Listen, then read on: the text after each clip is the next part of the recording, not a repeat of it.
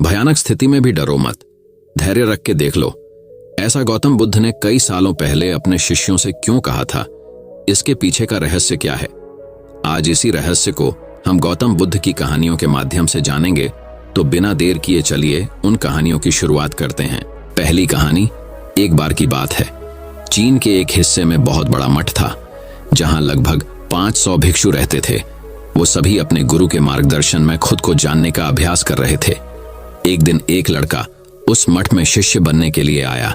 उसने मास्टर से कहा, मास्टर, मैं खुद को जानना चाहता हूँ, मैं सच की तलाश कर रहा हूँ, मैं पता लगाना चाहता हूँ कि सच क्या है। मास्टर ने उसकी ओर देखा और कहा कि अगर तुम सच जानना चाहते हो तो तुम्हें अपना पूरा जीवन दांव पर लगाना होगा। सच को जानने में तुम्हारा पूरा जीवन लग सकता है, फिर भी इस बात की गारंटी नहीं है कि तुम्हें इस जीवन काल में सच का पता लगेगा या नहीं। क्या तुम इसके लिए तैयार हो? शिष्य ने कहा, मास्टर, मैं यहाँ पीछे मुड़ने के लिए नहीं आया हूँ, मैं इसके लिए तैयार हूँ। गुरु ने कहा, अगर ऐसा है तुम एक काम करो, इस मठ में 500 भिक्षु हैं, तुम उनके लिए चावल कूटने का काम करो। बस सुबह से शाम तक चावल कूटने का ही काम करो, और जब तुम थक जाओ तो सोने चले जाओ। फिर अगली सुबह उठकर चावल को कूटना शुरू कर दो। इसके अलावा कुछ और मत करना, किसी और चीज के बारे में मत सोचना। बस इस रास्ते पर चलते रहना और दोबारा मेरे पास मत आना। जरूरत पड़ने पर मैं खुद तुम्हारे पास आऊंगा। उस लड़के ने गुरु के आदेश का पालन करते हुए चावल कूटना शुरू कर दिया। उस मठ में 500 शिष्य थे। उन सभी को समय समय पर भोजन की आवश्यकता पड़ती थी, इसीलिए वह बहुत जल्दी उठ जाता था और रात को देर तक चावल कूटता रहता था। जब वह थक जाता तो उसी कमरे में सो जाता था जहां वो चावल कूटता था। वो किसी से बात नहीं करता था और ना ही कोई उससे बात करने के लिए उसके पास आता था।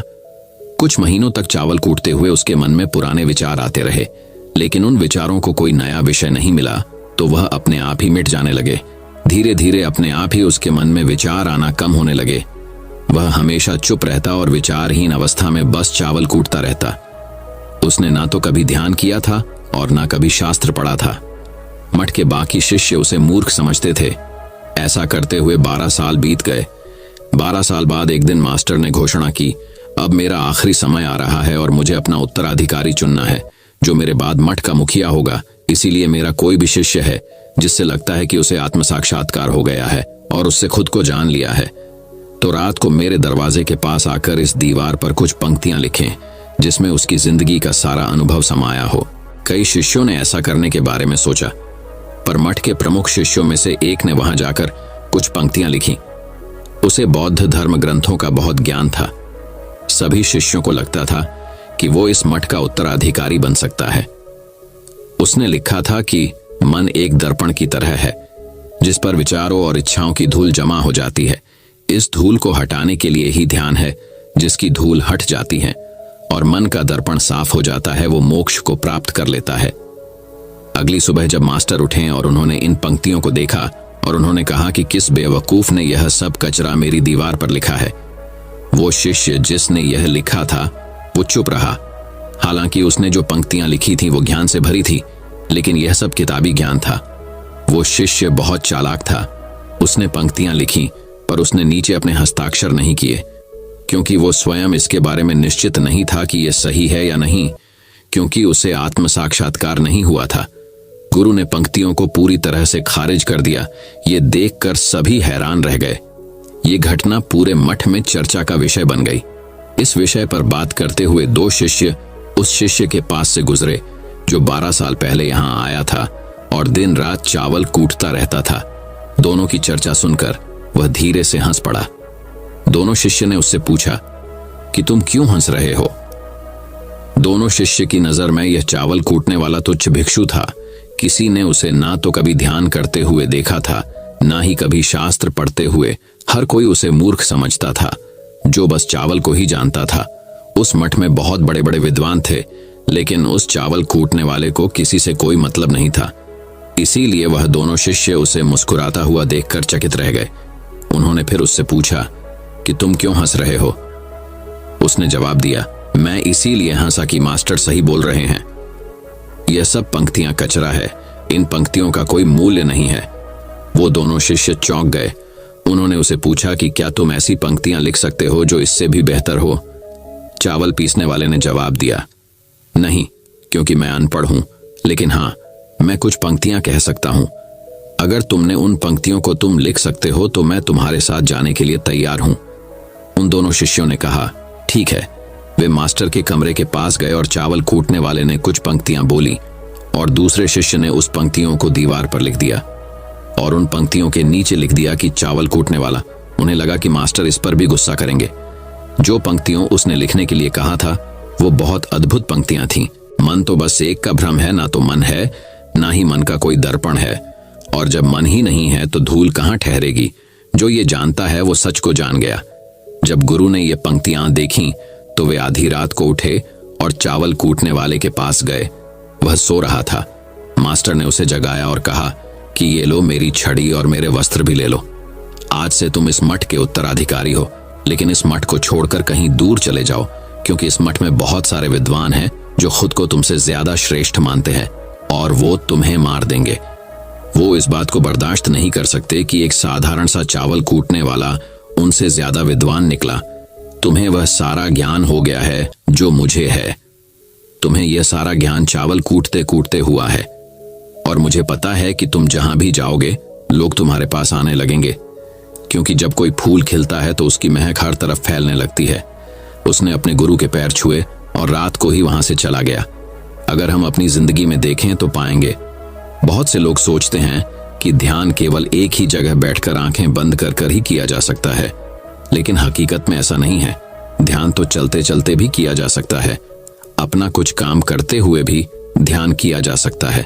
असल में ध्यान का मतलब यह है कि आप जो भी काम कर रहे हैं उसे पूरे शिद्दत से करें कि आपको आपके शरीर का ख्याल भी ना रहे।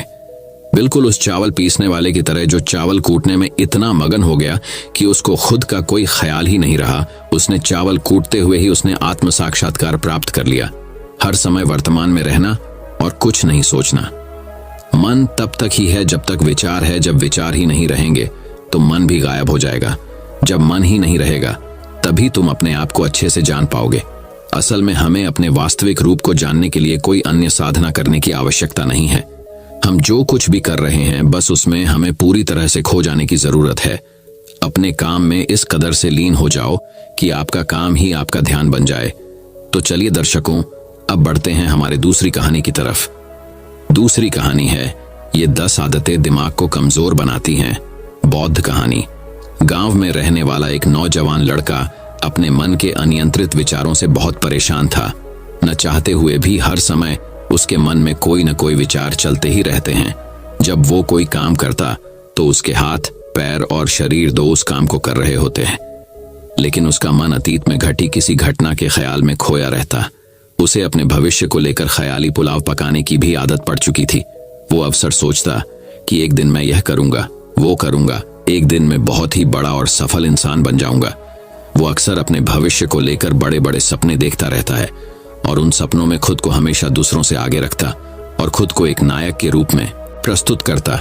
वह जब भी किसी महान, बुद्धिमान, वीर और साहसी व्यक्ति की कहानी सुनता या पढ़ता तो उस कहानी के नायक की जगह खुद को रख लेता और अपने ख्यालों में ही वो सभी साहसिक और महान कार्य करने की कोशिश करता जो उस कहानी के नायक ने किए होते थे। वह अक्सर अपने ख्यालों में सोचता कि एक दिन मैं बहुत ही सफल इंसान बनूंगा, जिसके पास बहुत सारा पैसा होगा, समाज में खूब इज्जत और मान सम्मान होगा। वह एक बहुत ही सुंदर और सुशील लड़की से शादी करेगा और खुशी खुशी अपना जीवन व्यतीत करेगा। वह कई वर्षों से ऐसा ही सोचता आ रहा था। उसे लगता था कि उसका जीवन एकदम से बदल जाएगा, वो एकदम से सफल बन जाएगा, लेकिन उसके साथ आज तक ऐसा कुछ भी चमत्कार नहीं हुआ था, बल्कि समय बीतने के साथ उसकी हालत और भी बुरी होती जा रही थी। और इसका सबसे बड़ा कारण था उसका एक्शन ना लेना, यानी काम ना करना। उसके सपने तो बड़े बड़े थे और वो अपने ख्यालों में भविष्य के लिए बड़ी बड़ी योजनाएं भी बना लेता था, लेकिन उसने आज तक उन सपनों को हकीकत में बदलने के लिए कभी कोई ठोस कदम नहीं उठाया था। कभी भी खुद को कड़ी मेहनत करने के लिए प्रेरित नहीं किया था, जिसका परिणाम ये हुआ कि अब वह 25 साल से भी ऊपर का हो चुका था, लेकिन आज तक आपने किसी भी सपने को हकीकत में बदलते हुए नहीं देखा था। इसीलिए अब उस व्यक्ति को भी यह बात समझ आने लगी थी कि वह अपने मन के बनाए हुए ख्यालों के जाल में फंस चुका है, जिससे वह केवल अपने ख्यालों में ही अपने सपनों की चीजों के बारे में सोचकर खुश होता रहता है और कभी भी वास्तविक दुनिया में उन सपनों को पूरा करने के लिए कोई प्रयास नहीं करता। उसे पता तो था कि उसका दिमाग फालतू के विचारों से भरा हुआ है और वो वास्तविकता में नहीं जी रहा है, लेकिन बहुत प्रयास करने के बाद भी वह अपनी इस आदत को छोड़ नहीं पा रहा था। उसे अपने ख्यालों की दुनिया में जीने में मजा भी आ रहा था, लेकिन जब वह अपने ख्यालों से बाहर आकर अपनी वास्तविक स्थिति को देखता और उसके बारे में सोचता तो वह बहुत दुखी हो जाता। अब धीरे धीरे उसकी यह आदत उसके तनाव और उदासी का कारण बन चुकी थी। अब वो अपने दोस्तों और घर वालों से ज्यादा बात भी नहीं करता था। दिन भर गुमसुम और उदास रहने लगा था। एक दिन ऐसे ही उदास मन के साथ वह एक पेड़ के नीचे बैठा हुआ था। तभी उसका एक मित्र उसके पास आता है और उसे कहता है, मित्र, हमारे गांव में एक बहुत ही प्रसिद्ध बौद्ध भिक्षु पधारे हुए हैं और मैंने सुना है कि वह मन और मन की शांति से जुड़ी हर एक समस्या का समाधान बहुत ही आसानी से कर देते हैं। मुझे लगता है कि तुम्हें उनसे एक बार जरूर मिलना चाहिए। वो तुम्हारी समस्या का समाधान कर सकते हैं। अपने मित्र की बात सुन वो है नौजवान व्यक्ति खुश हो जाता है और उन्हें बौद्ध भिक्षु से मिलने चल पड़ता है। थोड़ी देर बाद वह बौद्ध भिक्षु के समक्ष पहुंच जाता है, जो कि एक वृक्ष के नीचे ध्यान मुद्रा में बैठे हुए थे। वह बौद्ध भिक्षुओं को प्रणाम कर उनके सामने बैठ जाता है और अपनी सारी समस्याएं बताना शुरू कर देता है। वह कहता है, मेरा मन हर समय असंख्य विचारों से भरा रहता है। इसमें बेवजह के विचार हर समय चलते ही रहते हैं। मैं कोई काम कर रहा होता हूँ तब भी मेरा मन अतीत या भविष्य के किसी विचार में ही खोया रहता है। मैं कितना ही प्रयास कर लूं पर ये मेरी एक नहीं सुनता। मैं अपने इस अशांत मन को शांत करना चाहता हूँ, इसे खाली करना चाहता हूँ, इसे एकाग्रचित करना चाहता हूँ, जिसमें मैं अब तक का सफल रहा हूँ। मैं आपके पास बड़ी उम्मीद लेकर आया हूँ। कृपया मुझे कोई रास्ता दिखाए। उस नौजवान व्यक्ति की ये सारी बातें ध्यान से सुनने के बाद बौद्ध भिक्षु ने कहा, जिंदगी खुशहाल और मन शांत तो तभी होगा ना जब जो गलतियों कर रहे हो उन गलतियों को करना बंद कर दोगे। क्या क्या गलतियों कर रहे हो और मन को कैसे साफ करना है, इस बारे में आज मैं तुम्हें विस्तार से बताऊंगा। ध्यान से सुनना। पहले तो आप इस वीडियो को लाइक करें और हमारे चैनल को सब्सक्राइब कर दें। पहली गलती, पर्याप्त नींद ना लेना, पूरी नींद ना लेना शरीर और मन को कई तरह से नुकसान पहुंचाता है।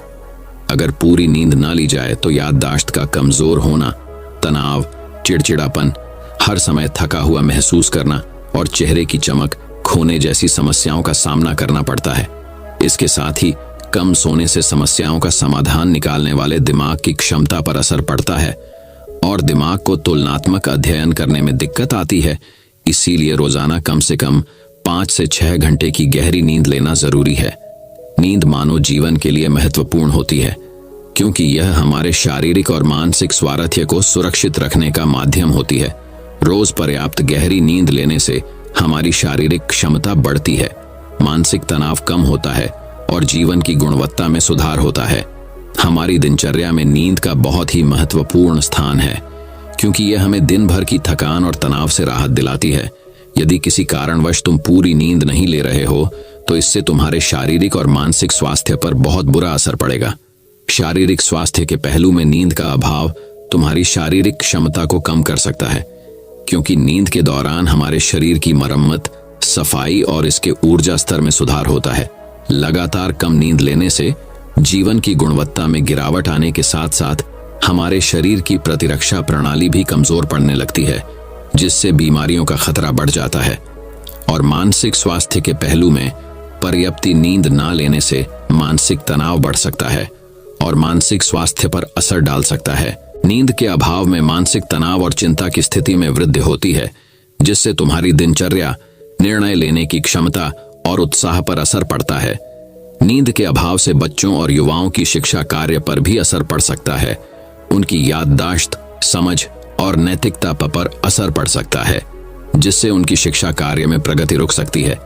इसके साथ ही पूरी नींद ना लेना तुम्हारी व्यक्तिगत जीवन शैली पर भी असर डालता है। नींद की कमी से तुम्हारे ध्यान, समर्पण और रिश्तों में भी समस्याएं आ सकती हैं। संक्षेप में कहें तो हमारी शारीरिक और मानसिक स्वास्थ्य को बनाए रखने में नींद सबसे महत्वपूर्ण भूमिका निभाती है। अच्छी और गहरी नींद लेकर हम अपने जीवन की गुणवत्ता को सुधार सकते हैं और एक स्वस्थ व खुशहाल जीवन जी सकते हैं। दूसरी गलती, खाने की मात्रा और उसकी गुणवत्ता पर ध्यान न देना, और कभी भी कुछ भी और कितना भी खा लेना। कुछ लोगों को ज्यादा मसालेदार, चटपटा और मीठा खाने की आदत होती है। उन्हें ज्यादा मैदे, चीनी और तेल से बने सामानों को खाने की आदत पड़ चुकी होती है। ऐसे लोगों को लगता है कि अगर जिंदगी में खाने को सीमित कर दिया तो फिर जीवन में बचा ही क्या, जिंदगी के मजे ही क्या, जैसे कि इंसान सिर्फ खाने के लिए ही इस दुनिया में जन्म लेता है। कुछ लोगों को हर समय खाते रहने की आदत पड़ चुकी होती है। भूख नहीं होती तब भी खाए जा रहे होते हैं। जबरदस्ती कुछ भी उल्टा सीधा पेट में डालते रहते हैं, जैसे पेट नहीं कोई कूड़ादान हो। जरूरत से अधिक या कुछ भी खाते रहने से सिर्फ शरीर का वजन ही प्रभावित नहीं होता, बल्कि दिमाग की शक्ति पर भी इसका बुरा असर पड़ता है। मैदा, तेल, चीनी और ज्यादा नमक से बने पदार्थों का सेवन करने से शरीर का वजन बढ़ने के साथ साथ कई सारी बीमारियां जन्म लेने लगती हैं, और जिसका नकारात्मक प्रभाव हमारी भावनाओं और विचारों पर भी पड़ता है, क्योंकि एक बीमार शरीर व्यक्ति के मन को भी बीमार बना देता है, जिससे व्यक्ति मानसिक रूप से भी बीमार पड़ने लगता है और तनाव व चिंता का शिकार हो जाता है। इसीलिए व्यक्ति को भोजन की उचित मात्रा और उसकी गुणवत्ता पर विशेष ध्यान देना चाहिए। तीसरी गलती, जरूरत से ज्यादा भागदौड़ भरी जिंदगी, और ये सोच के रुकना मना है। कुछ लोगों को लगता है कि जिंदगी सिर्फ ऐसे ही चलती है। गलत। भागदौड़ भरी जिंदगी कितनी भी हो, लेकिन रुको, अगर भागते ही रहोगे तो ऐसे हाँफ के गिरोगे कि उठने लायक ही नहीं रहोगे। तो जिंदगी की भागदौड़ के बीच थोड़ा सा समय खुद के लिए भी निकालो। खुद को भी समय दो। खुद को ढूंढने का प्रयास करो कि कौन सी चीज तुम्हें खुशी देती है, कौन सा काम करने में तुम्हें आनंद आता है। खुद से सवाल करो और खुद को खुश रखने का प्रयास करो। और देखना, जब तुम अंदर से शांत और तरोताजा होकर किसी काम को करोगे तो बहुत ही कम समय में तुम उसी काम में बहुत अच्छे परिणाम मिलने शुरू हो जाएंगे। लेकिन अगर हर समय भागते रहोगे, भागती रहोगी, थके रहोगे, तो तुम देखोगे कि हर काम में बहुत ज्यादा समय लग रहा है, बहुत ज्यादा ऊर्जा लग रही है, लेकिन फिर भी अंदर से खुशी नहीं मिल रही। तो इतना भागना दौड़ना कोई जरूरी नहीं होता। ये तो बस इंसान के अंदर बचपन से ही एक प्रतियोगिता की भावना जगा दी जाती है, उसके आसपास के माहौल और उसके माता पिता के द्वारा। क्योंकि इतना भागना कोई जरूरी नहीं होता। शांति से भी जिंदगी को जिया जा सकता है, और शांत हुआ, स्थिर रहते हुए, आराम से प्रयास करके भी बड़ी बड़ी सफलताएं हासिल की जा सकती है। चौथी गलती, अपनी किसी एक ऐसी बुरी आदत को पहचानो और उसे अपनी जिंदगी से पूरी तरह से हटाना, जो तुम्हारी सफलता के रास्ते की सबसे बड़ी बाधा है। हर इंसान की कोई ना कोई एक ऐसी बुरी आदत होती ही है जो उसे सबसे ज्यादा नुकसान पहुंचाती है, उसे आगे नहीं बढ़ने देती या फिर उसे पीछे खींचती है। क्योंकि जब कोई इंसान आगे नहीं बढ़ रहा होता है तो समय के साथ साथ वो पीछे ही जा रहा होता है। अब ये आदत कुछ भी हो सकती है, जैसे काम को टालने की आदत, ज्यादा सोचने की आदत, चिंता करने या बहस करने की आदत। कोई भी एक ऐसी आदत जो तुम्हें लगता है कि तुम्हें सबसे ज्यादा नुकसान पहुंचा रही है, उसे पहचानो और आज से ही उस किसी अच्छी आदत से बदलने का प्रयास शुरू कर दो। हालांकि आदतों को बदलना इतना आसान नहीं होता, लेकिन हर चीज को बदलना संभव है अगर तुम्हारे अंदर वो मजबूत संकल्प और लचीलापन है, और अगर तुम लगातार प्रयास करोगे तो तुम्हारी नई आदत बन जाएगी और पुरानी आदत अपने आप ही छोड़ जाएगी।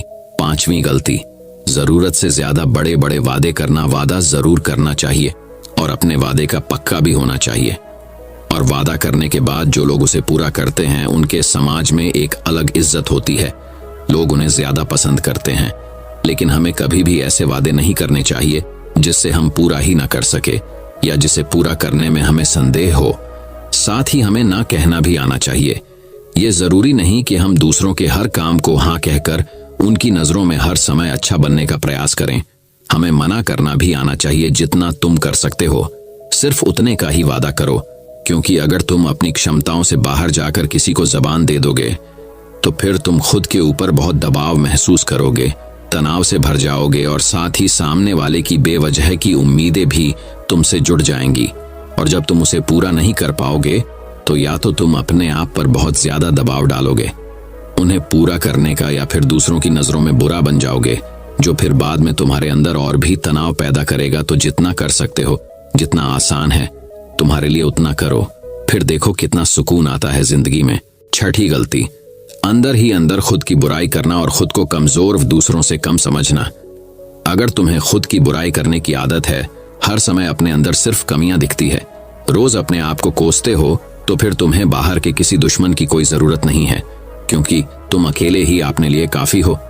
अगर तुम्हें अपनी बुराई करने की आदत है तो इसे छोड़ दो, क्योंकि ऐसा करके तुमने अपनी जिंदगी को नर्क खुद ही बना रखा है। खुद को प्यार करो, दुलार करो, खुद को स्वीकार करो और खुद के बारे में सकारात्मक बोलो। अगर कुछ गलती भी हो गई है तो खुद से बोलो कि अच्छा हुआ मुझे इस गलती का एहसास अभी हो गया। मैं एक ऐसा इंसान हूं जो अपनी गलतियों से सीखता है और आगे बढ़ जाता है।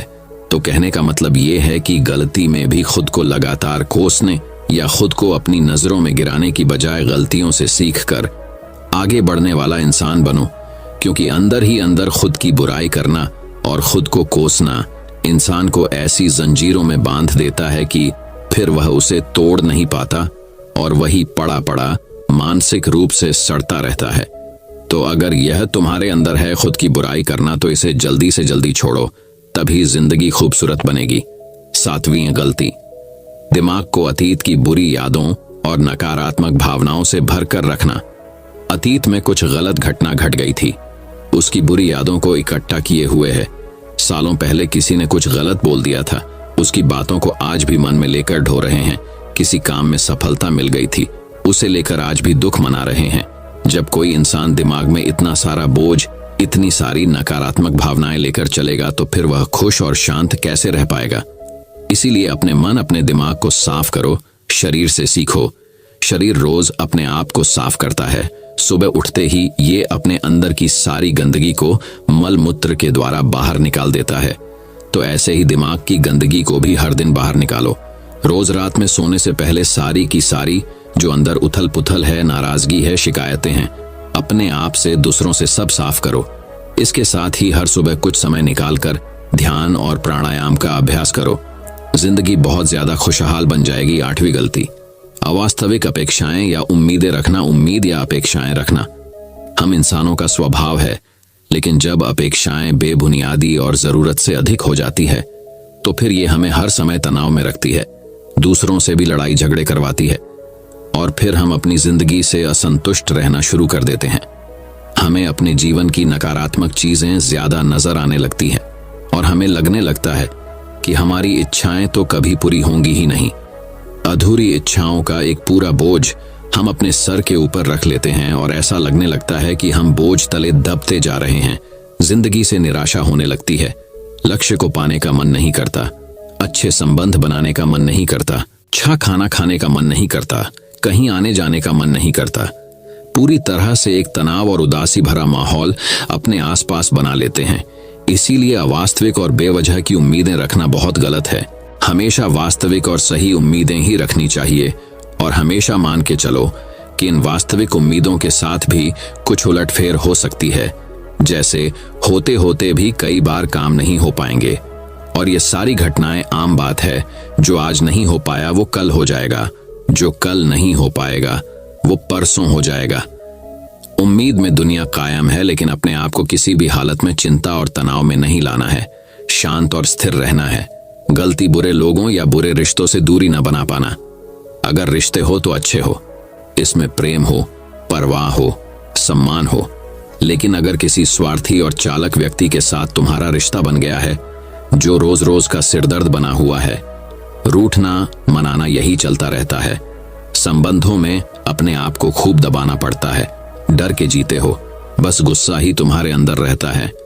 तो ऐसे रिश्ते से खुद को दूर कर लो। अकेले में बहुत सुकून है, लेकिन अगर कोई ऐसा व्यक्ति है जो रोज रोज का सिरदर्द बना हुआ है तो इससे तो जिंदगी तहस नहस हो जाती है।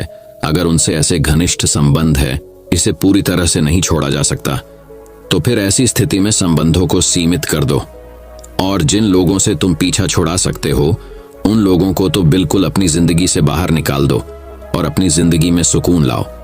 इतना कहने के बाद बौद्ध भिक्षु ने अपनी बात समाप्त की और कहा, तो ये थी वो कुछ गलतियां जिन्हें अगर तुम सुधार लेते हो तो तुम्हारी जिंदगी फिर से शांति, सुकून और खुशी से भर जाएगी।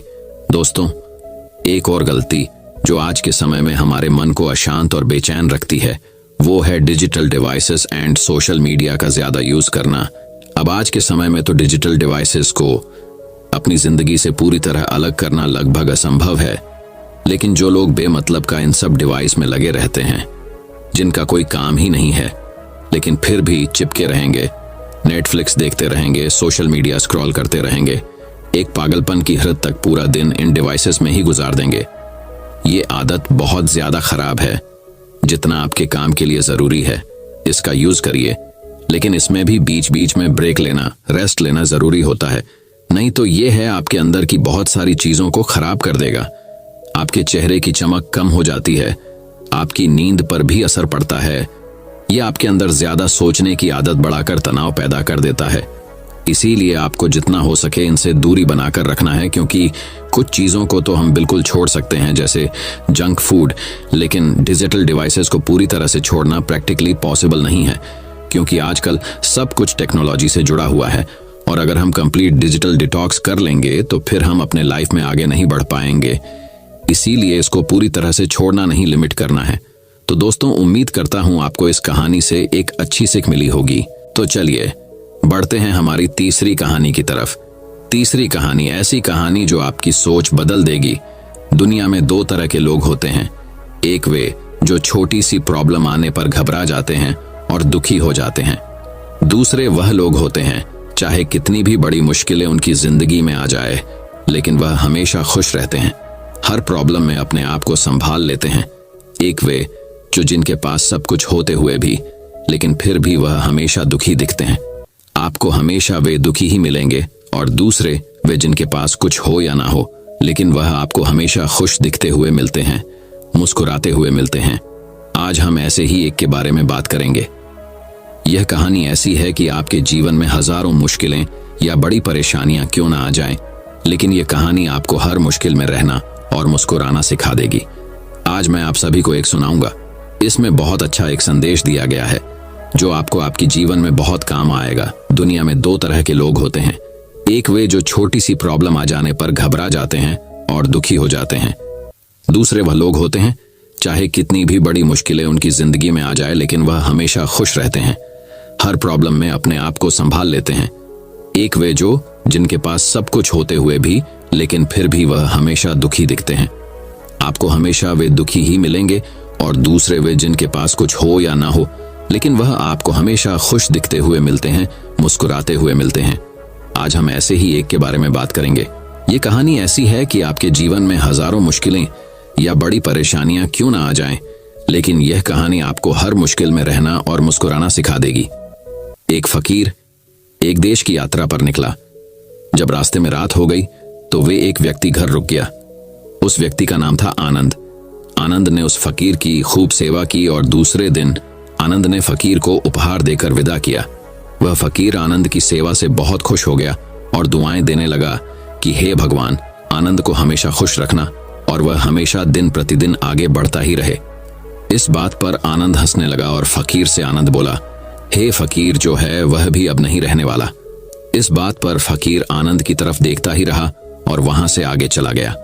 कुछ साल बाद फिर फकीर आनंद के घर आया और देखा सारा धन और सारी संपत्ति सब कुछ चला गया है। आनंद एक गांव के ही बड़े जमींदार के यहाँ नौकरी कर रहा है। वह फकीर आनंद से मिलने के लिए वहां चला गया।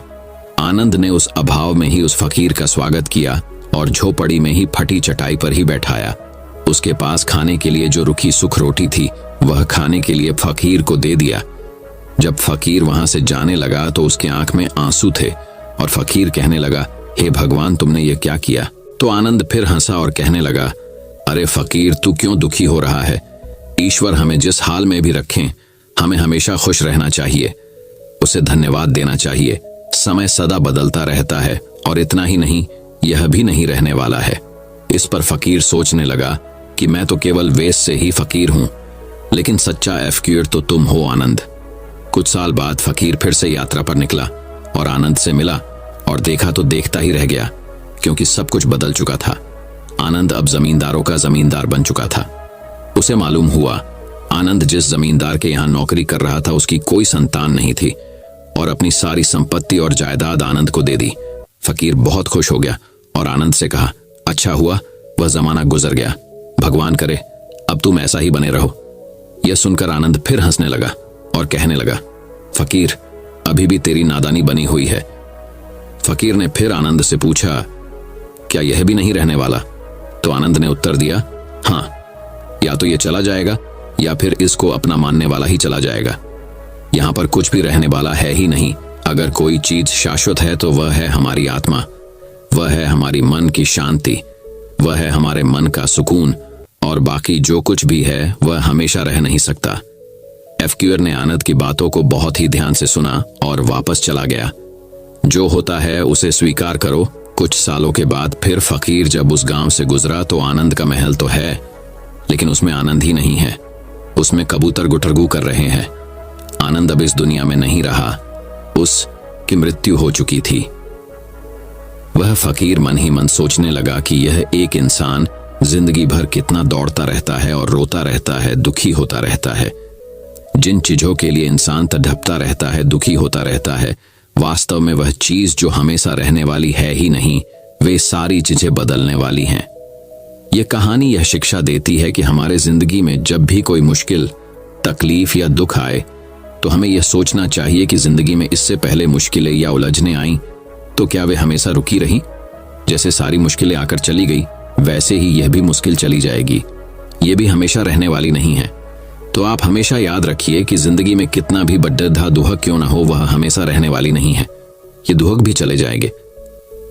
एक बार अकबर ने बीरबल से कहा कि बीरबल, आज कुछ ऐसा लिखो कि जब मैं खुशी में पढ़ूं तो दुहक और जब दुहक में पढ़ूं तो खुशी हो। तो बीरबल ने लिखा, यह वक्त भी बीत जाएगा। ये एक ऐसा वाक्य है, जब इसे खुशी में पढ़ेंगे तो दुहक होगा और दुहक में पढ़ेंगे तो खुशी होगा। मुझे उम्मीद है कि आप सभी को आज की यह कहानी बहुत पसंद आई होगी। यदि पसंद आया हो तो कृपया आप इस कहानी को सबके साथ में शेयर जरूर करें। तो दोस्तों, चलिए बढ़ाते हैं हमारी चौथी कहानी की तरफ। कहानी बुद्ध ने सिखाई आत्मनियंत्रण की कला। एक लड़का अत्यंत जिज्ञासु था। जहां भी उसे कोई नई चीज सीखने को मिलती, वह उसे सीखने के लिए तत्पर हो जाता। उसने एक तीर बनाने वाले से तीर बनाना सीखा, नाव बनाने वाले से नाव बनाना सीखा, मकान बनाने वाले से मकान बनाना सीखा, बांसुरी वाले से बांसुरी बनाना सीखा। इस प्रकार वह अनेक कलाओं में प्रवीण हो गया, लेकिन उसमें थोड़ा अहंकार आ गया। वह अपने परिजनों व मित्रों से कहता, इस पूरी दुनिया में मुझ जैसा प्रतिभा का धनी कोई नहीं होगा।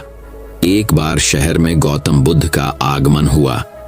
उन्होंने जब उस लड़के की कला और अहंकार दोनों के विषय में सुना तो मन में सोचा कि इस लड़के को एक ऐसी कला सिखानी चाहिए जो अब तक की सीखी कलाओं से बड़ी हो। वे भिक्षा का पात्र लेकर उसके पास गए। लड़के ने पूछा, आप कौन हैं? बुद्ध बोले, मैं अपने शरीर को नियंत्रण में रखने वाला एक आदमी हूं। लड़के ने उन्हें अपनी बात स्पष्ट करने के लिए कहा। तब उन्होंने कहा, जो तीर चलाना जानता है वह तीर चलाता है, जो नाव चलाना जानता है वह नाव चलाता है, जो मकान बनाना जानता है वह मकान बनाता है, मगर जो ज्ञानी है वह स्वयं पर शासन करता है। लड़के ने पूछा, वह कैसे? बुद्ध ने उत्तर दिया, यदि कोई उसकी प्रशंसा करता है तो वह अभिमान से फूलकर खुश नहीं हो जाता, और यदि कोई उसकी निंदा करता है तो भी वह शांत बना रहता है, और ऐसा व्यक्ति ही सदैव आनंद में रहता है। लड़का जान गया कि सबसे बड़ी कला स्वयं को वश में रखना है। कथा का सार यह है कि आत्मनियंत्रण जब सध जाता है तो संभव आता है, और यही संभव अनुकूल प्रतिकूल दोनों स्थितियों में हमें प्रसन्न रखता है। तो दोस्तों, चलिए बढ़ाते हैं हमारे अगले कहानी की तरफ। पांचवी कहानी भगवान बुद्ध के प्रवचनों से भी कुछ जरूरी है। एक बार बुद्ध एक गांव में अपने किसान भक्त के यहाँ गए। शाम को किसान ने उनके प्रवचन का आयोजन किया। बुद्ध का प्रवचन सुनने के लिए गांव के सभी लोग उपस्थित थे, लेकिन वह भक्त ही कहीं दिखाई नहीं दे रहा था। गांव के लोगों में कानाफूसी होने लगी कि कैसा भक्त है कि प्रवचन का आयोजन करके स्वयं गायब हो गया।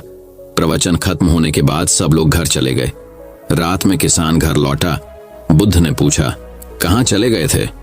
गांव के सभी लोग तुम्हें पूछ रहे थे। किसान ने कहा, दरअसल प्रवचन की सारी व्यवस्था हो गई थी, पर तभी अचानक मेरा बैल बीमार हो गया। पहले तो मैंने घरेलू उपचार करके उसे ठीक करने की कोशिश की, लेकिन जब उसकी तबीयत ज्यादा खराब होने लगी तो मुझे उसे लेकर पशु चिकित्सक के पास जाना पड़ा। अगर नहीं ले जाता तो वह नहीं बचता। आपका प्रवचन तो मैं बाद में भी सुन लूंगा। अगले दिन सुबह जब गांव वाले पुनः बुद्ध के पास आए तो उन्होंने किसान की शिकायत करते हुए कहा, यह तो आपका भक्त होने का दिखावा करता है, प्रवचन का आयोजन कर स्वयं ही गायब हो जाता है। बुद्ध ने उन्हें पूरी घटना सुनाई और फिर समझाया। उसने प्रवचन सुनने की जगह कर्म को महत्व देकर यह सिद्ध कर दिया कि मेरी शिक्षा को उस बिल्कुल ठीक ढंग से समझा है। उसे अब मेरे प्रवचन की आवश्यकता नहीं है। मैं यही तो समझाता हूं कि अपने विवेक और बुद्धि से सोचो कि कौन सा काम पहले किया जाना जरूरी है। यदि किसान बीमार बैल को छोड़कर मेरा प्रवचन सुनने को प्राथमिकता देता तो दव बगैर बैल के प्राण निकल जाते। उसके बाद तो मेरा प्रवचन देना ही व्यर्थ हो जाता। मेरे प्रवचन का सार यही है कि सब कुछ त्याग कर प्राणी मात्र की रक्षा करो। इस घटना के माध्यम से गांव वालों ने भी उनके प्रवचन का भाव समझ लिया। तो दोस्तों, चलिए बढ़ाते हैं हमारी छठी और अंतिम कहानी की तरफ। छठी कहानी, मन का मंत्र। एक बार की बात है, एक आदमी के जीवन में सिर्फ दुख ही दुख थे। वह जो भी काम करता उस बेचारे का वह काम पूरा ही नहीं होता। घर में आता तो घर में क्लेश बना रहता। किसी से कोई मदद मांगता तो कोई उसकी मदद नहीं करता। ऐसा लगता था कि चारों तरफ से उसके ऊपर दुख का पहाड़ टूट पड़ा है। उसे समझ नहीं आ रहा था कि मैं इन दुखों से कैसे पार पाऊं। वह दिन रात यही सोचता रहता था कि अपने दुखों से छुटकारा कैसे पाना है। इसी कारण से वह रात में सो भी नहीं पाता था।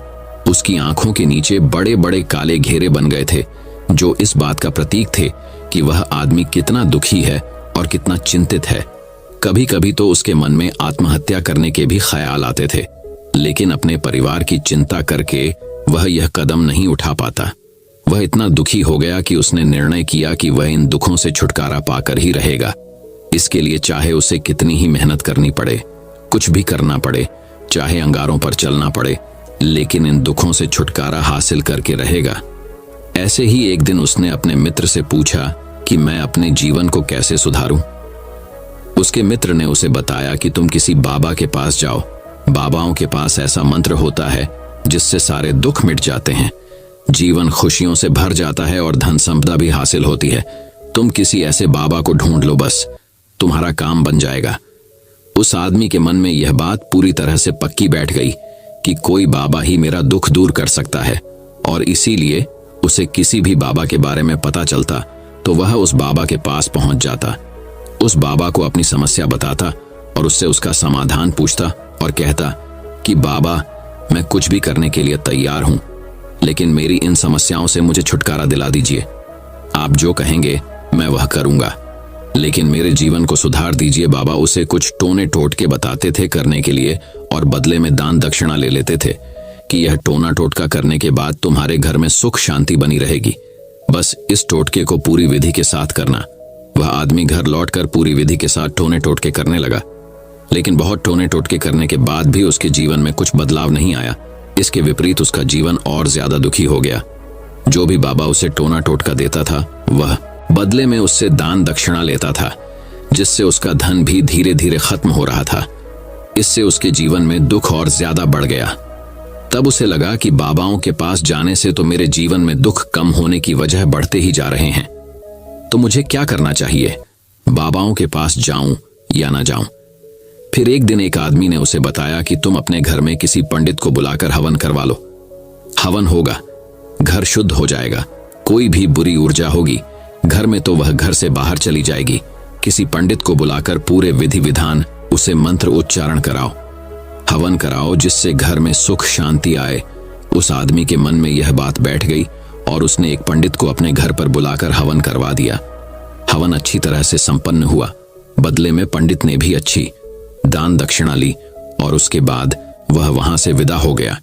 लेकिन कुछ दिनों के बाद उस आदमी को महसूस हुआ कि उसके जीवन में अभी भी कोई बदलाव नहीं आया है। अब वह आदमी पूरी तरह से दुखी हो गया और ज्यादा परेशान हो गया। अब तो उसे लगने लगा था कि मेरे जीवन में से दुख कभी खत्म ही नहीं होंगे, और यही सोच सोचकर उस आदमी का बुरा हाल हो गया था। फिर एक दिन उसे अपने मित्र से एक ऐसे बाबा के बारे में पता चला जो समाधान बताने के लिए कोई दान दक्षिणा नहीं लेता था। उस आदमी को लगा कि यह बाबा दूसरे बाबाओं की तरह नहीं हो सकता, क्योंकि यह तो दान दक्षिणा लेता ही नहीं, और अगर दान दक्षिणा नहीं लेता तो यह सच में कोई सिद्ध बाबा होगा। और यही सोचकर वह उस बाबा के पास पहुंच जाता है। जब वह आदमी वहां पर पहुंचता है तो वह बाबा ध्यान में बैठे हुए थे। यह देखकर वह आदमी वहीं पर चुपचाप बैठकर ध्यान से बाहर आने का उनका इंतजार करने लगा। थोड़ी देर बाद बाबा ने आंखें खोली तो सामने एक दुखी और परेशान युवक को बैठे देखा। उसकी आंखों के नीचे काले घेरे देखकर ही समझ गया कि यह आदमी अपने जीवन से कितना परेशान है। उसे संबोधित करते हुए बाबा ने पूछा कि बच्चा क्या चाहते हो, बाबा के पास क्या लेने आए हो। उस आदमी ने कहा कि बाबा, मैं अपने जीवन से बहुत परेशान हूं। मैंने इन दुखों को दूर करने के लिए बहुत सारे रास्ते अपनाए, हर वो तरकीब करके देखें जो किसी बाबा ने मुझे बताई, हर वो काम किया जो कोई भी इंसान ने मुझसे करने को कहा, लेकिन मेरे जीवन में दुखों में कोई कमी नहीं आई बाबा। इसके विपरीत मेरे जीवन में दुखों में बढ़ोतरी हो गई है। मुझे समझ में नहीं आ रहा है कि मैं क्या करूं। कभी कभी तो मैं आत्महत्या करने की सोचता हूं, लेकिन मैं अपने परिवार की सोच कर मैं यह कदम नहीं उठाता हूं। मैंने आपके बारे में बहुत सुना है बाबा, और मैं बहुत उम्मीद के साथ आपके पास आया हूं। कृपया करके मुझे कोई ऐसा मार्ग बताएं जिससे मुझे अपने दुखों से छुटकारा मिल जाए। मैं अपने दुखों से छुटकारा पाने के लिए कुछ भी करने को तैयार हूं। आप मुझे कोई भी रास्ता बताएं, चाहे वह रास्ता कितना ही कठिन क्यों ना हो, मैं उसको पार करके रहूंगा। बाबा ने महसूस किया कि आदमी तो सच में बहुत परेशान है। बाबा ने उसकी बात सुनकर कहा कि बच्चा, दुखों को दूर करने के लिए मंत्र ऐसे ही नहीं मिलते हैं। मंत्र पाने के लिए कुछ करना पड़ता है, तुम कुछ कर सकते हो।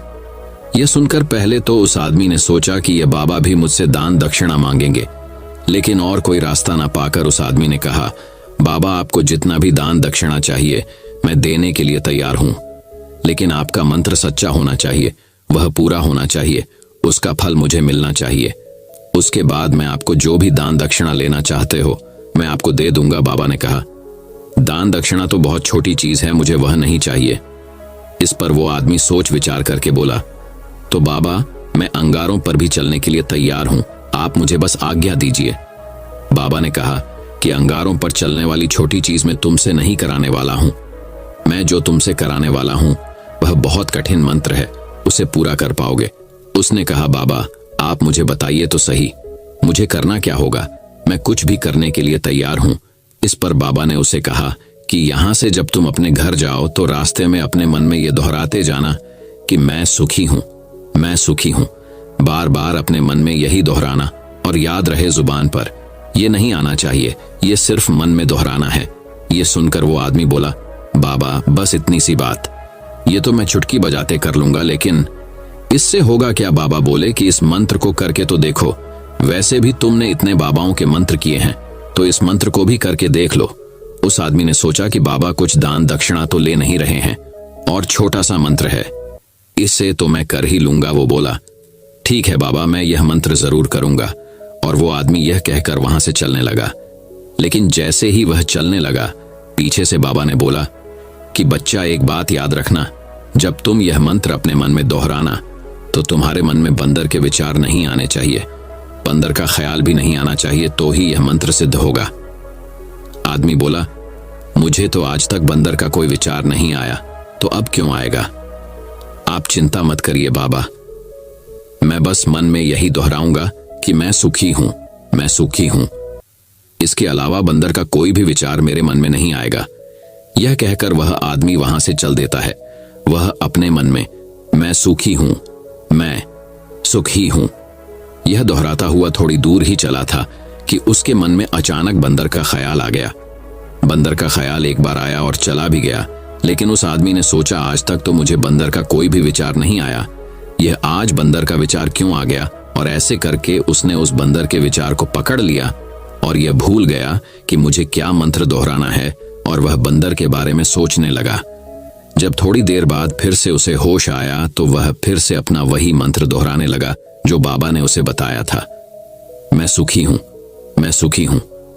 लेकिन अचानक से उसे एक बंदर दिखाई दिया, और यह देखकर फिर से उसके मन में बंदर का विचार उठ गया, और यह देखकर वह इस विचार को बाहर फेंकना चाहता था, और वह चाहता था कि मेरे अंदर किसी तरह से बंदर का विचार ना आए, लेकिन उसे तो सामने बंदर ही दिखाई दिया।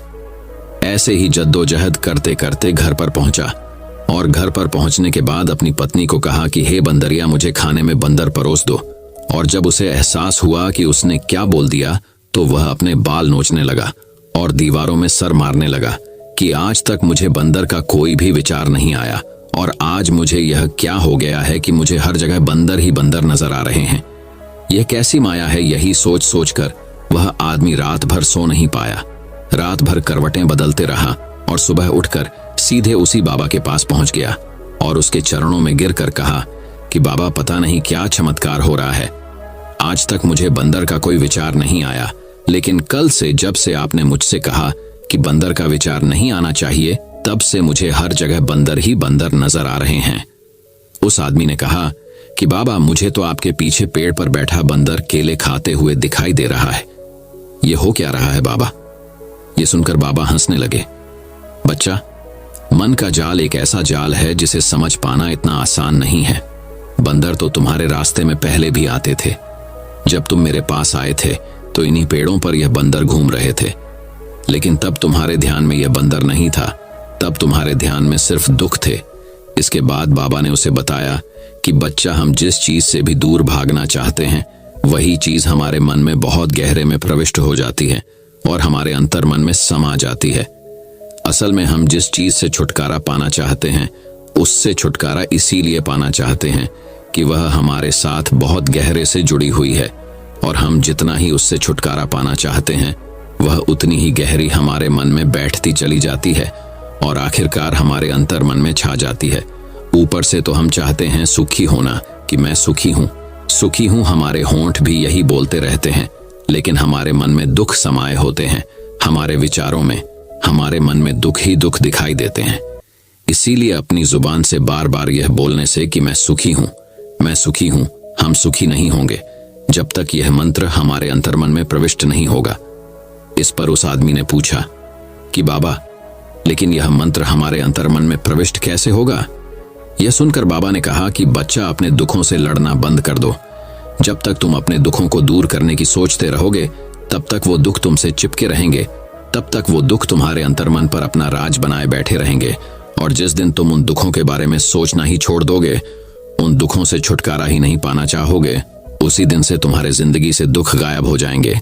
क्योंकि किसी भी चीज से छुटकारा पाने के लिए हमें उस चीज के बारे में सोचना पड़ता है, और हम जितना ही उस चीज के बारे में सोचते हैं, वह उतनी ही गहरी हमारे मन में प्रविष्ट होती चली जाती है। हम अधिकतर समय दुखों के बारे में ही सोचते हैं। हम यही सोचते हैं कि हमारे जीवन में दुख है और हमें इससे छुटकारा पाना है। इसी वजह से बार बार सोचने से वो दुख हमारे अंतर्मन में प्रविष्ट हो जाते हैं और हमें एहसास भी नहीं होता। इसीलिए अगर तुम दुखों से छुटकारा पाना चाहते हो, तो दुखों से छुटकारा पाने के बारे में सोचना छोड़ दो, तुम्हें दुखों से छुटकारा मिल जाएगा। अक्सर आदमी धूम्रपान छोड़ना चाहता है, शराब छोड़ना चाहता है। सुबह अपने आप से यह वादा करता है कि मैं कोई भी गलत काम नहीं करूंगा, लेकिन शाम को जब लौटता है तो नशे में चूर होकर लौटता है। ऐसा क्यों होता है? जो हम सोच रहे हैं वह पूरा कर ही नहीं पा रहे हैं। असल में हम उस चीज को बहुत ज्यादा तवज्जो दे रहे हैं, उस चीज को बहुत ज्यादा अहमियत दे रहे हैं। जब भी हम उस चीज को छोड़ने के बारे में सोचते हैं, तो हम उसकी इंपॉर्टेंस यानी कि विशेषता और ज्यादा बढ़ा देते हैं। हमारा मन उस चीज के बारे में जितना ज्यादा सोचेगा, शराब या धूम्रपान छोड़ने के बारे में जितना ज्यादा सोचेगा, हमारा मन उतना ही उस चीज के पीछे ज्यादा भागेगा। हमें उस चीज से लड़ना नहीं है, बल्कि बिना सोचे गुजर जाना है। और अगर हम इस मंत्र को समझ लेते हैं, तो हम अपने जीवन में जो भी पाना चाहते हैं, उसे अपने अंतर्मन में डाल सकते हैं। और एक बार वो लक्ष्य हमारे अंतर्मन में बैठ जाता है, तो फिर सफलता पाने में कोई समस्या नहीं आती, कोई दिक्कत नहीं आती। तो दोस्तों, कैसी लगी आपको यह कहानी? दोस्तों, मैं उम्मीद करता हूं कि यह कहानी सुनने से आपके जीवन में अच्छे बदलाव आए होंगे। आपको इस वीडियो से क्या सीखने मिला, ये कमेंट करके जरूर बताइए।